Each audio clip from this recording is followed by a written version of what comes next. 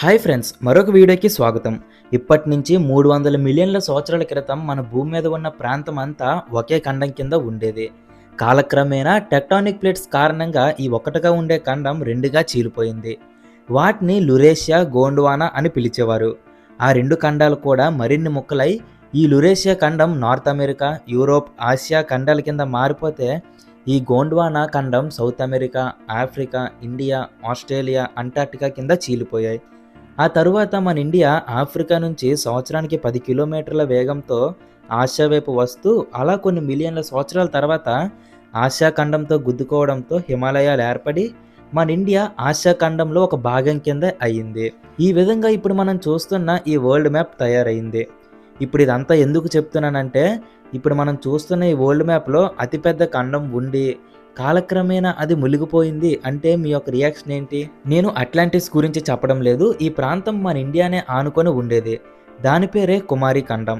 ఇప్పుడు మన Indian ocean యొక్క మెజారిటీ పోర్షన్ అంతా ఈ కుమారి ఖండమే ఉండేది.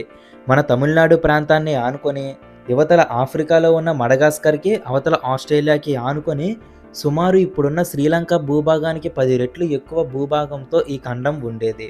ఈ ప్రాంతం గురించి ప్రస్తావన తమిళ్ లిటరేచర్లో వచ్చింది. అండ్ ఈ రోజు కూడా సగానికి పైగా తమిళియన్స్ ఈ ప్రాంతం ఉండేదనే నమ్ముతారు. వాళ్ళ యొక్క గ్రంథాలైన శిలాపట్టికారం, మణిమిక్కాలై అనే గ్రంథాల్లో ఈ ప్రాంతం గురించి ఎంతో క్లియర్గా వివరించారు. అందులో ఏమంటున్నారంటే, ఈ కుమారిఖండం ప్రాంతంలోనే తమిళ్ సివిలైజేషన్ యొక్క ఆరంభం మొదలైంది అంట. ఈ ప్రాంతం మొత్తాన్ని పాండ్య రాజులు పాలించేవారు. ఇక్కడ పాండ్య రాజులు అంటే 6వ శతాబ్దానికి చెందిన రాజులు కాదు. అప్పుడు కూడా ఒక పాండ్యుల వంశం ఉండేదంట. ఆ వంశం వాళ్ళు ఈ మొత్తం కుమారి ఖండాన్ని పాలించేవారంట.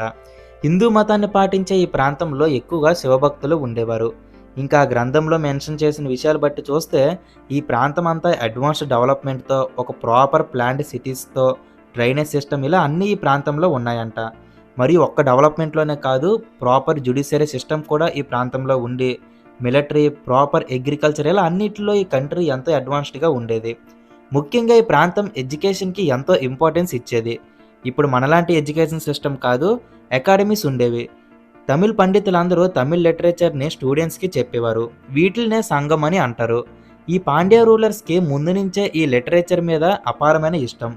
దాని కారణంగానే సంఘాలను కూడా ఏర్పరిచి ఈ తమిళ్ లిటరేచర్ని భద్రపరిచేవారు. దాని కారణంగానే ఇప్పుడు చూస్తే ప్రస్తుత తమిళ్ లిటరేచర్ ప్రకారం 3 సంఘాలు ఉన్నాయి. అందులో మొదటి 2 సంఘాలు ఈ కుమారి ఖండం ప్రాంతంలో జరిగినవే. అవి కాలక్రమేణా పోయి కేవలం ఆ 3వ సంఘం ఒక్కటే ఒక 2000 సంవత్సరాల క్రితం తయారు చేయబడింది. అసలు ఈ 3 సంఘాలు ఏంటంటే, పండితులందరూ ఒక దగ్గర కూర్చొని తమిళ భాష గురించి చర్చించి ఆ భాషను అభివృద్ధి చేస్తారు. అలా 2 సంఘాలు కుమారి ఖండం ప్రాంతంలో చేస్తే 3వ సంఘం ఇక్కడ తమిళనాడులో తయారైంది. అయితే ఇక్కడ ఆశ్చర్యం కలిగించే విషయం ఏంటంటే, ఈ 3 సంఘాలు జరిగిన సమయంలోనే తోల్కాపియం అనే ఒక బుక్ని రచించడం జరిగింది. ఆ బుక్ యొక్క రచయిత తోల్కాపియర్. ఇతను అగస్త్య ముని యొక్క శిష్యుల్లో ఒకడు. అయితే ఇతను రాసిన ఈ బుక్ ఉంది కదా, తమిళ్ లిటరేచర్కే కాదు వరల్డ్లోనే ఓల్డెస్ట్ లాంగ్వేజ్ బుక్ ఇదే. దీన్ని ప్రూఫ్గా తీసుకునే వరల్డ్లో ఓల్డెస్ట్ లాంగ్వేజ్ని తమిళ్ కింద కన్సిడర్ చేశారు. అయితే ఈ కుమారిఖండం గురించి తమిళ్ లిటరేచర్లో ఇంత ఉన్నప్పటికీ మొదట జనాలు దీన్ని నమ్మేవారు కాదు. ఇది కేవలం ఒక అపోహ అని అనుకొని కొట్టుపడేసేవారు. కానీ 1864లో ఫిలిప్స్ కాల్టర్ అనే ఒక బ్రిటిష్ జియాలజిస్ట్ మడగాస్కర్ ప్రాంతంలో రీసెర్చ్ చేస్తున్నప్పుడు అతను మన సౌత్ ఇండియా మరియు మడగాస్కర్ ప్రాంతాల్లో ఎక్కువగా ల్యూమర్ ఫాజిల్స్ కనిపించాయి. ఈ ల్యూమర్ అంటే ఒక రకమైన జంతువులు, ఇవి నేల మీదే ఉంటాయి. సో దీన్ని బట్టి అతనికి ఒక డౌట్ వచ్చింది, ఒక సముద్రం మధ్యలో నేల మీద జీవించే జీవుల యొక్క ఫాజిల్స్ ఎందుకు ఉన్నాయని, మరియు అది ఒక్క ఇండియన్ ఓషన్లోనే ఎందుకు ఉన్నాయి, అట్లాంటిక్ మరియు మిడిల్ ఈస్ట్లో లేని ఈ ఫాజిల్స్ ఎందుకు ఇక్కడే ఉన్నాయని ఆలోచించినప్పుడే అతనికి ఒక పాసిబిలిటీ కనిపించింది. అదేంటంటే, గతంలో ఈ ప్రాంతం అంతా ఒక నేల కింద ఉండి దాని మీద ఈ జంతువులన్నీ తిరిగి దాని తర్వాత జరిగిన ప్రకృతి వైపరీత్యాల వల్ల లేదా ఏదైనా మరొక కారణాల వల్ల ఇది మునిగిపోయి ఉండవచ్చు. సో అందుకే ఆ ప్రాంతంలో ఈ ఫాజిల్స్ కనబడ్డాయి అని అనుకొని ఒక థియరీని ప్రపోజ్ చేశాడు. దాని పేరే లుమేరియా థియరీ. సో ఈ థియరీ ప్రకారంగా కొంతమంది దీన్ని నమ్మడం మొదలుపెట్టారు.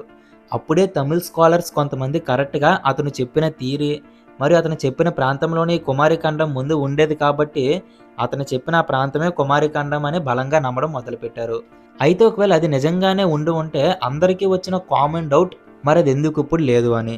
దాని సమాధానం ఏంటంటే, ఇప్పటికీ ఎగ్జాక్ట్గా 12,000 సంవత్సరాల క్రితం అంటే ఐస్ ఏజ్ లాస్ట్ స్టేజ్‌లో ఉన్న సమయంలో పెరిగిన సీ లెవెల్స్ కారణంగా ఈ కుమారిఖండం మొత్తం మునిగిపోయిందని, ఆ పాటికే ఎంతో అడ్వాన్స్డ్ టెక్నాలజీతో ఉండే ప్రజలు, రాజ్యాలు, మరి వాళ్ళు కనిపెట్టిన లిటరేచర్ ఇలా ఇవన్నీ నాశనం అయిపోయాయని తమిళ్ పండితులు చెప్తున్నారు.